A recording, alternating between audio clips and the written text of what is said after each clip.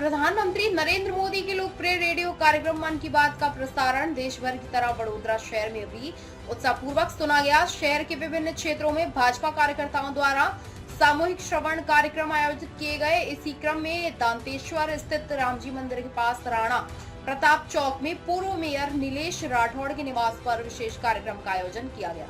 कार्यक्रम में बड़ी संख्या में भाजपा कार्यकर्ता मौजूद रहे। इस अवसर पर कैबिनेट मंत्री रमण भाई सोलंकी ने भी अपनी उपस्थिति दर्ज कराई और प्रधानमंत्री के विचारों को जनहित एवं राष्ट्र निर्माण के लिए प्रेरणादायक बताया।